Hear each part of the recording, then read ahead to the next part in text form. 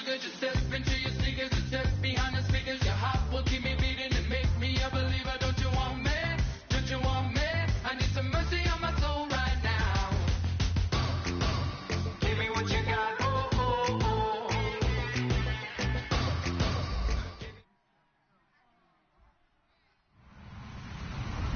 Hello, everybody. I'm Larry Ridley, and this is the NFL on EA Sports. We're on to the divisional round now, 2 steps away from playing on the biggest stage in sports.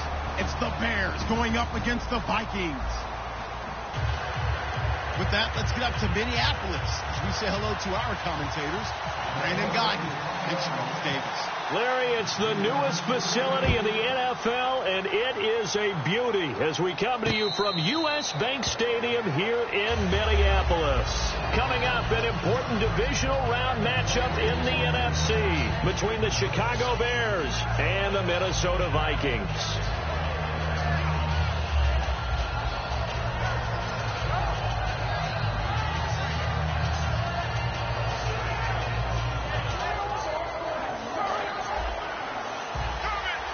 And some extras coming up on the line here, readying for the blitz.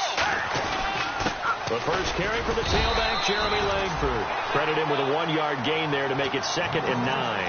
A 1-yard gain can look like a disaster, but it all depends on how the game is going.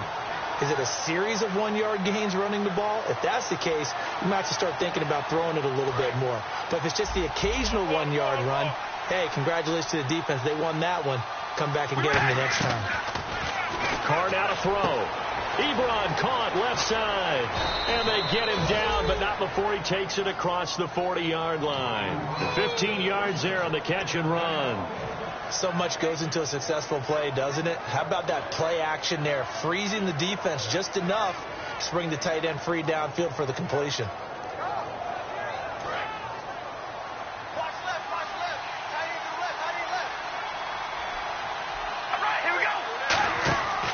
Now on first down. He's going to leave this for his running back. It's complete.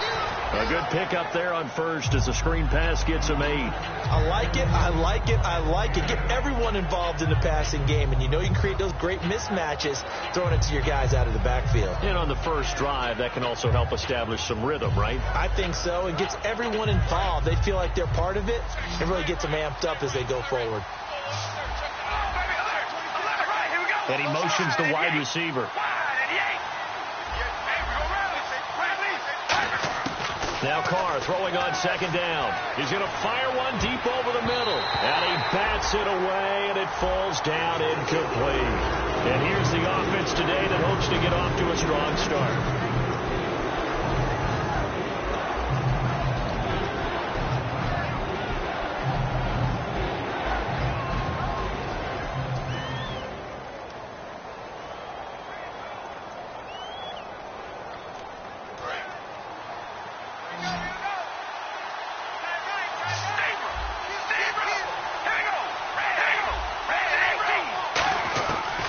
Looking to throw on 3rd and 2.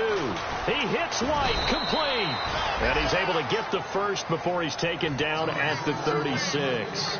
He's such a good route runner. Shows it there on 3rd down. Very proficient and a good pass. And you know what I've observed over the years in the NFL?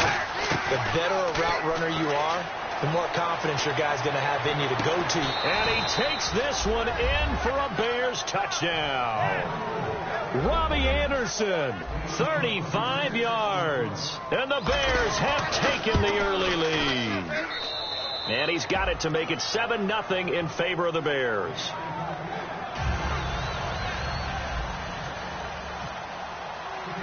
The kickoff unit is out on the field, and they will send this one away. This fielded a few yards into the end zone. And he'll take this up past the 20 and down at the 22-yard line.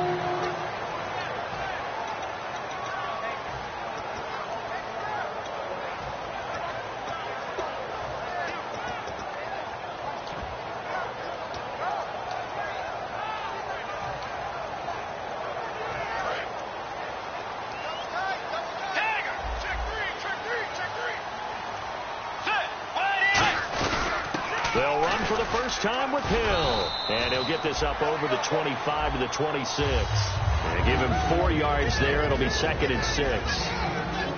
Okay, Charles, the Vikings offensive starters, a former Ole Miss Rebel is a guy to watch, and that's Laquan Treadwell. No doubt about it. And when you look at his speed, forget it. All right, just throw out that time stuff.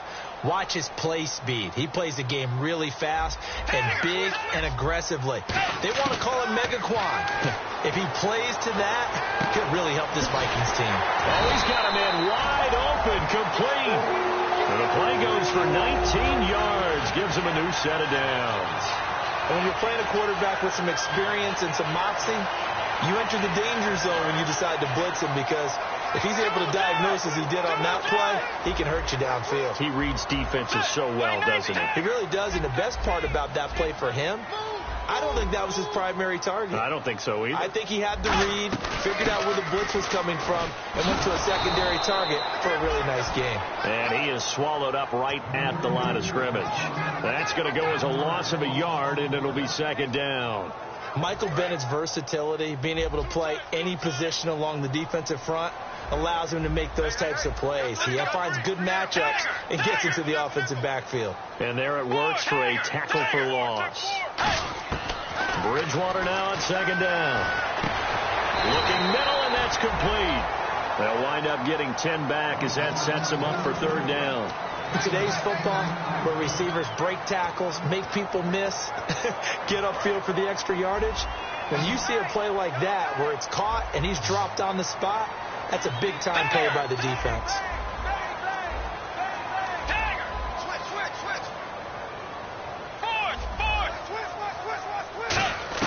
On 3rd and 1, here's Bridgewater. And he finds Jimmy Graham. And he'll be taken down, but not before getting this inside the 30. There's completion to the tight end, and I think that we're looking at something out of central casting, frankly.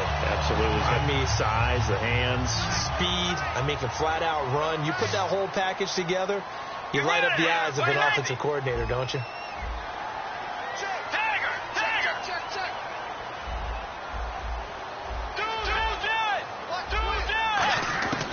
First down throw for Bridgewater. And it pops free. The collision there jarred the ball loose and brings up 2nd down.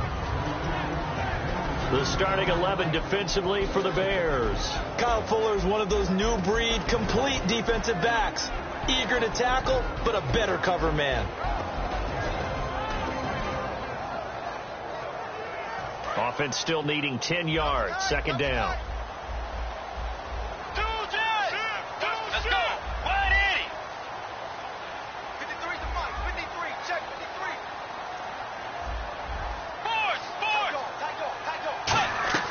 Throwing again, Bridgewater on 2nd and 10. And he fires one that's intercepted. Oh, he's got some breathing room. A great read, and it's picked off. And a great return as he's up close to the 40-yard line. And now Chicago getting ready to go as they take the field. And they were able to punch it in the end zone last time. They'll be looking to do that again here for the defense. Obviously, they'll be looking to stop them from punching it back in the end zone. It always is punch-counter-punch, isn't it? And which team has the advantage? Well, let's just go back. Last time on offense, they rolled downfield, got into a good rhythm. You can see a little more bounce in and out of the huddle. You can see the sideline really get into the game. So defensively, you're thinking to yourself, how do we take that away from them? How do we get the advantage back?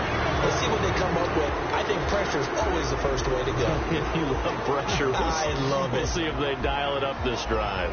And here's a look at the defensive unit that hopes to halt this offense today. So the incomplete pass brings up 2nd down. It's a 5-receiver set. 3 to the left, 2 to the right. Carl trying again on 2nd down. And he comes back with one complete. And he'll be taken down across the 50 at the 45 in enemy territory. An ex-teammate used to tell me all the time, I hate experienced quarterbacks because no matter what, you really can't hide what you're doing. And I think that right there, he knew right away where the blitz was coming from, where his primary guy was going to be, and he ended up going to a secondary target for a nice game. I was just going to ask you, that wasn't the primary target. He's so good at that, isn't he? I think he knew right away that he wasn't going to get to his primary guy. I think he read that as soon as he got to the line of scrimmage, knew where the pressure was going to come from, and said, I know how to beat that, and that's what he did.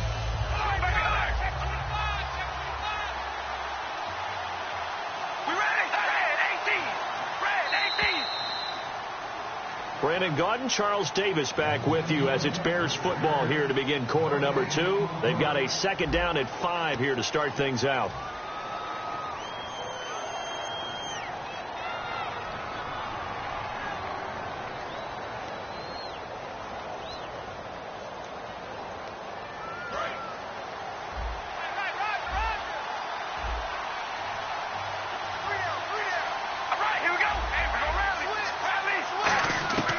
Again, they'll throw with Carr.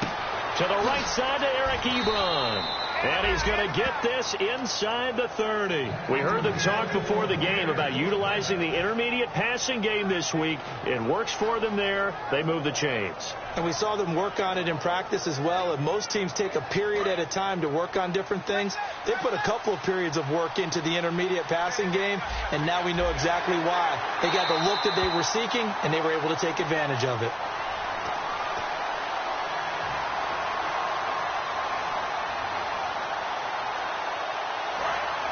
Well, he challenged the play. It did not pay off. And that means he lost a timeout in that challenge. And as a coach, you hate that. Don't know if you took the advice of the player. You threw it yourself, but it didn't go your way. At the end of the day, it all comes back to the head coach. He has the final determination on whether to actually challenge the play or not. In this case, it didn't pay off for him. And that's got to be so heartbreaking. You throw that flag, you probably feel really confident, and then all of a sudden, boom, you lose the challenge. Yeah, when you take a look at it, you're throwing that flag because you believe you're going to be right. And when it comes back the other way, you have to regroup. Back to the ground, this time Langford. And he is going to lose yardage here. So he loses 3 yards there. Now third down. Well, we just saw the recipe for success right there. Big body, strong, agile, playing with great leverage in hands. Not